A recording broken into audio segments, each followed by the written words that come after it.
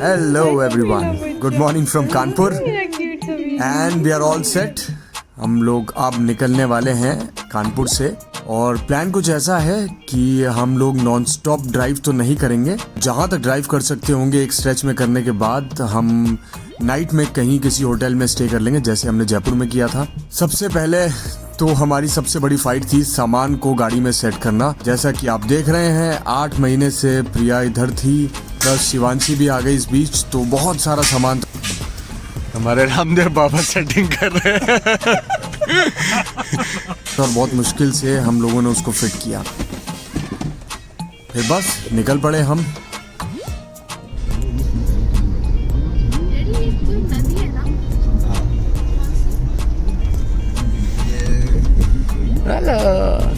नदी का इसका नाम है। हमारे रास्ते में झांसी पड़ने वाला है और जो भैया को आपने अभी देखा पीछे, जिनको मैं रामदेव बाबा बुला रहा था, राहुल भैया, वो प्रिया के भैया हैं।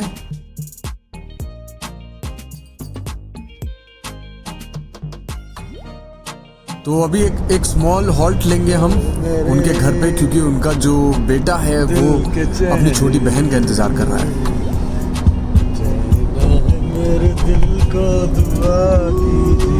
तो अभी झांसी पहुंच गए हम और झांसी से हम आगे का सफर कंटिन्यू करें उससे पहले एक छोटा सा हॉल्ट लेंगे। कुछ हमारे करीबी हैं उनसे भी मिलेंगे और उसके बाद आगे की जर्नी कंटिन्यू करेंगे। अभी तक तो शिवांशी आराम कर रही है, प्रियंका जी भी एंजॉय कर रही है और गाड़ी चला रहे हैं। मैं ऑलरेडी रात को 700 किलोमीटर गाड़ी चला के आया था, इसलिए प्रियंका के डैडी ने हम लोगों को कंपनी देने का फैसला लिया। हम पहुंचने वाले थे झांसी। ये बड़े खूबसूरत से पहाड़ मुझे दिखाई दिए, शायद इनके ऊपर कोई किला भी बना हुआ है। तो जो भी लोग झांसी से हैं कृपया मुझे बताइएगा ये कौन सी जगह है, तो नेक्स्ट टाइम जब मैं विजिट करूं तो अगर कोई बहुत खूबसूरत जगह है तो मैं ज़रूर जाना चाहूँगा।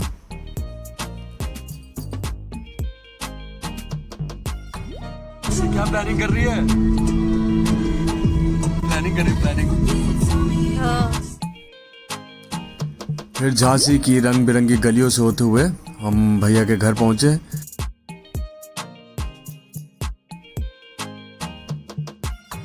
ये छोटा बच्चा हमारा बहुत टाइम से वेट कर रहा था, इसको अपनी छोटी बहन से मिलना था। उसका क्या मतलब होता है? बहुत ही प्यारा बच्चा है। तुम भी चलो दीदी के साथ। दीदी का है तो छोटी बहन है तुम्हारी, शिवी के साथ में, शिवी के साथ मुंबई में चलोगे साथ में? नहीं, तुम पहुंचोगे तो पापा तो पहुंच ही जाएंगे फिर। और उत्कर्ष, ये दोनों कौन है? इनका नाम बताना। कौन? ये पेपा है, ये जॉर्ज, और जॉर्ज के हाथ में क्या है? ये डायनासोर, उसका पेट है। इतना छोटा सा डायनासोर। भाई क्या कह रहे हैं कान में दोनों शिवी के? कहते सो जाओ, कह रहे सो जाओ। ऐसे कर रहे हैं?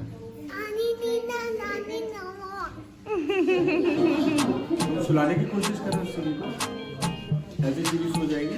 उत्कर्ष, अच्छा लोरी सुना दो अपनी छोटी सिस्टर को। लोरी सुना दो छोटी सिस्टर। लोरी।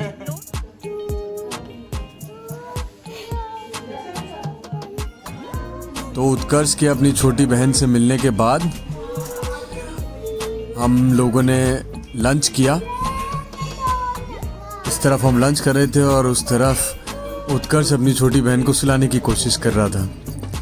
फिर फाइनली भैया ने कुछ बच्चों वाला म्यूजिक प्ले किया टीवी पे, जो उत्कर्ष गुड़िया को दिखा रहा था, शिवांशी को, और थोड़ी ही देर में शिवांशी देखते देखते सो भी गई।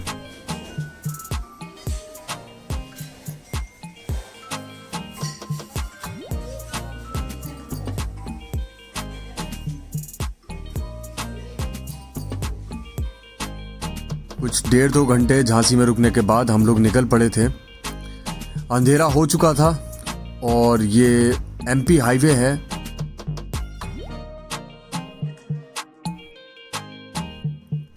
एक बड़ा रफ सा पैच आया था बीच में, लेकिन बहुत लंबा नहीं था ये पैच, उसके बाद रोड बहुत स्मूथ हो गई थी और जगमगा भी उठी थी। फिर काफ़ी लंबा ड्राइव किया मैंने और मैं ही नॉन स्टॉप चला रहा था क्योंकि हमें इंदौर पहुंचना था और रात को वहाँ पे एक होटल में, किसी भी होटल में अच्छे चेक इन करके आराम करना था। मैं गवर्नमेंट को इस मामले में सराहना चाहूँगा कि उन्होंने हाईवेज पे बहुत अच्छे इंतजामात किए हैं। जैसे मैंने ये 4000 किलोमीटर की जो जर्नी की है, इसमें बहुत से हाईवेज पड़े और बहुत अच्छे अच्छे हाईवेज थे। ये रास्ते में एक जगह पड़ती है देवास, यहाँ पे एक मंदिर है ऊपर हिल टॉप पे, जो हमने देखा तो, लेकिन हमें इसके बारे में पता नहीं है। आप में से कोई भी आसपास हो तो प्लीज़ बताइएगा ये कौन सी माता का मंदिर है, हम लोग ज़रूर विजिट करना चाहेंगे नेक्स्ट टाइम। फाइनली हम लोग इंदौर पहुँच गए हैं, the cleanest city of India जैसा कि लोग कहते हैं इसे, और हम देख भी रहे थे। पहली बार नहीं आया हूँ मैं इंदौर, इससे भी पहले आया हूँ और लास्ट टाइम से भी और साफ़ सुथरा और डेवलप्ड दिखाई दे रहा, अच्छा दिखाई दे रहा बहुत।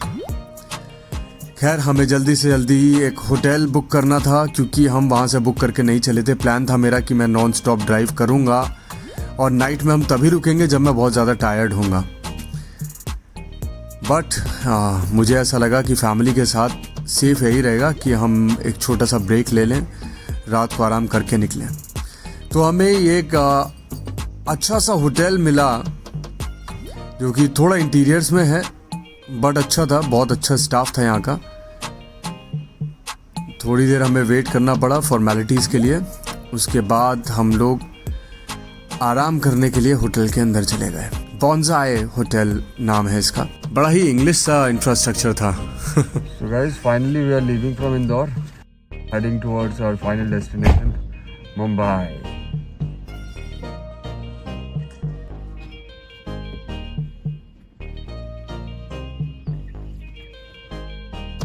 नेक्स्ट डे मॉर्निंग थोड़ा सा इंदौर घूमे हम, नाश्ता किया वहाँ पे जो कि इंदौर का बहुत फेमस है, पोहा और जलेबी।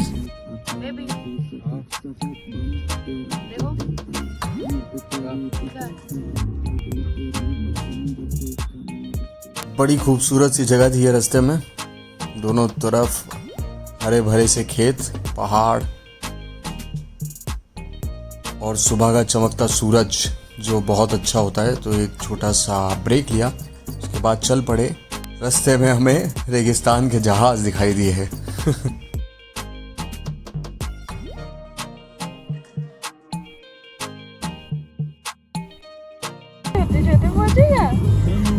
नीनू कर रहा है, बेटू निन्ना कर रहा है, मजा आ रही है। अपने घर जा रहा है फाइनली बेटू, है ना? बेटू अपने घर जा रहे हैं क्या? महाराष्ट्र में जब आप नासिक वाले रास्ते से होते हुए मुंबई की तरफ जाते हैं तो बहुत से कार ढाबा आपको मिलेंगे। कार ढाबा इनको इसलिए बोला जाता है कि यहाँ पे आप अपनी कार खड़ी करके आराम से अंदर खाना एंजॉय कर सकते हैं। मैं ढाबे के अंदर घुस गया था, फिर बाहर आया मैं ये टॉफ़ीज़ खरीदने के लिए जो मुझे बहुत पसंद है, प्रिया को भी बहुत पसंद है। और ये साईं कार फैमिली ढाबा, इसकी रेटिंग भी बहुत अच्छी थी ऑनलाइन और ये सच में भी उतना ही अच्छा है। एक ही प्रॉब्लम थी, इस पेंडेमिक के चलते इतनी भीड़ भाड़ मैंने एक्सपेक्ट नहीं की थी, तो थोड़ी सी तकलीफ हुई हमें क्योंकि हम बच्ची को लेके भीड़ में नहीं बैठना चाहते थे। लेकिन अच्छी बात ये थी कि यहाँ ओपन एयर खटिया डाल के इन्होंने डाइनिंग का कुछ कर रखा था इंतज़ाम, तो हम लोगों ने एकदम सेपरेट कहीं एक कॉर्नर में जाके एक सेक्लूडेड सी जगह पे जाकर खाना खाया। ये है गेंडा स्वामी। बच्चों के लिए खास तौर से यहाँ बहुत अट्रैक्शन थे, गेंडा, जिराफ, फिर ये पेड़ पौधे। कौन खुश हो रहा है इतना? आएगी मेरे पास आएगा, मेरे पास आएगा। आजा पकड़ बाद में किसी के पास नहीं ओ मेरा बच्चा किसी के पास नहीं जाएगी, पहचानने लगी अब, तभी तो अच्छे ढंग से देखती है। शी भी बालों में खो गई बेबी।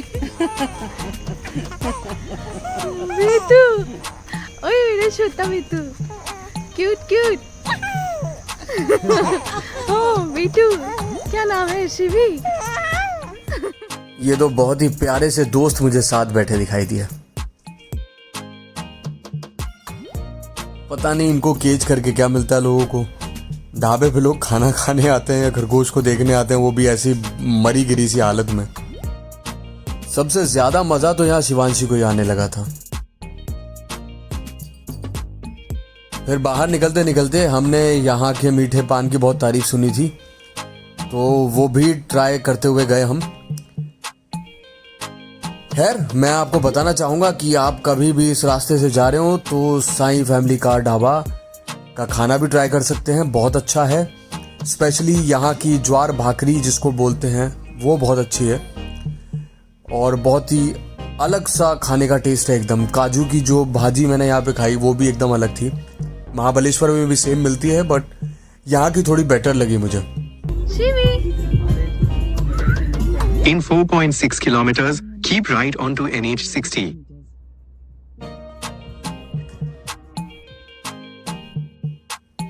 पेट्रोल पंप पर रुके थे हम लोग और थोड़ा सा मुझे डर लग रहा था तीन लोगों को देखकर, क्योंकि एक बहुत वायरल हुआ था वीडियो जो आप लोगों ने भी शायद देखा होगा। मुझे कुछ वैसा सीन रिक्रिएट होता सा दिखाई दे रहा था, बूढ़े माँ बाप और जवान बेटा। बट थैंकफुली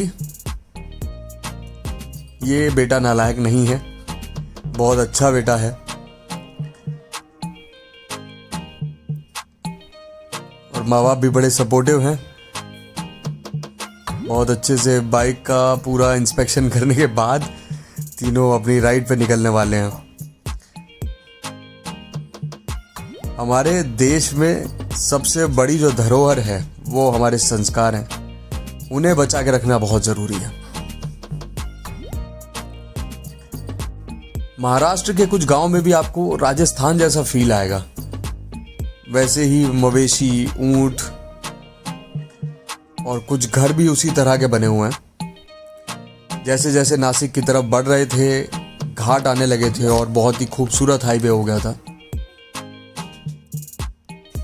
मुंबई पहुंचने में कुछ ही समय बाकी था और मैं ऑलरेडी इस रोड ट्रिप को मिस करने लगा था। बहुत सी यादें जुड़ गई इस 4-4.5 हज़ार किलोमीटर के एक सफ़र में। पहले अपने परिवार का साथ, फिर मुंबई से गुजरात, गुजरात से यूपी, यूपी राजस्थान, एमपी और उसके बाद finally back to Mumbai. I hope आपको वीडियो अच्छा लगा होगा। Thank you so much for watching.